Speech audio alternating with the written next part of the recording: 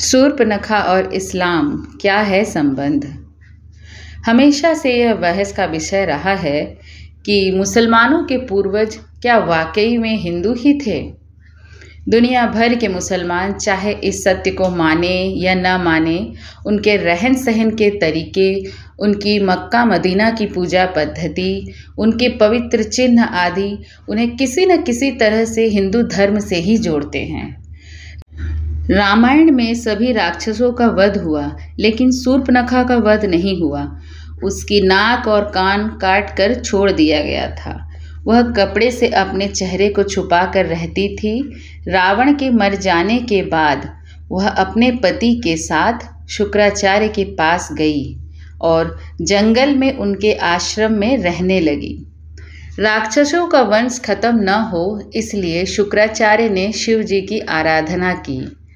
शिव जी ने अपना स्वरूप शिवलिंग शुक्राचार्य को देकर कहा कि जिस दिन कोई वैष्णव इस पर गंगा जल चढ़ा देगा, उस दिन राक्षसों का नाश हो जाएगा। उस आत्मलिंग को शुक्राचार्य ने वैष्णव मतलब हिंदुओं से दूर रेगिस्तान में स्थापित किया, जो आज अरब में मक्का मदीना में है। शूर्पणखा जो उस समय चेहरा ढककर रहती थी, वह परंपरा को उसके बच्चों ने पूरा निभाया। आज भी मुस्लिम औरतें चेहरा ढककर रहती हैं। शूर्पणखा के वंशज आज मुसलमान कहलाते हैं, क्योंकि इनके गुरु शुक्राचार्य ने इनको जीवन दान दिया। इसलिए ये शुक्रवार को विशेष महत्व देते हैं। पूरी जानकारी तथ्यों पर आधारित सच है।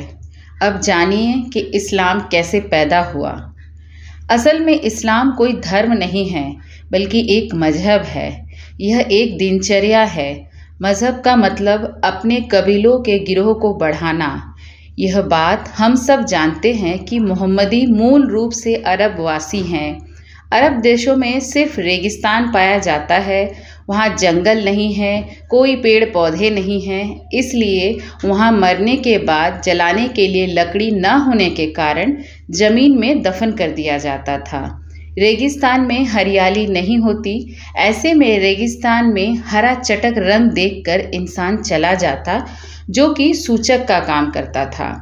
अरब देशों में लोग रेगिस्तान में तेज धूप में सफ़र करते थे, इसलिए वहाँ के लोग सिर को ढकने के लिए टोपी पहनते थे, जिससे बीमार ना पड़े। अब रेगिस्तान में न खेत थे न फल, तो खाने के लिए वहाँ अनाज नहीं होता था। इसलिए वहाँ के लोग जानवरों को काट कर खाते थे और अपनी भूख मिटाने के लिए इसे कुर्बानी का नाम दे दिया गया। रेगिस्तान में पानी की बहुत कमी थी, इसलिए मूत्र मार्ग को साफ करने के लिए पानी बर्बाद ना हो जाए, इसलिए लोग खतना कराते थे।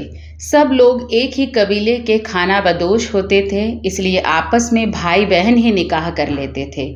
रेगिस्तान में मूर्ति बनाने को मिट्टी नहीं मिलती थी, इसलिए मूर्ति पूजा नहीं करते थे। खाना बदोश जीवन होने से एक जगह से दूसरी जगह जाना पड़ता था, इसलिए कम बर्तन रखते थे और एक थाली में 5 लोग खाते थे। कबीले की अधिक से अधिक संख्या बढ़े, इसलिए हर एक को 4 बीवी रखने की इजाज़त दी। इस्लाम कोई धर्म नहीं, मात्र एक कबीला है और इसके नियम असल में इनकी दिनचर्या है। ऐसी ही रोचक जानकारियों के लिए हमारे चैनल को लाइक, सब्सक्राइब और शेयर करें। धन्यवाद।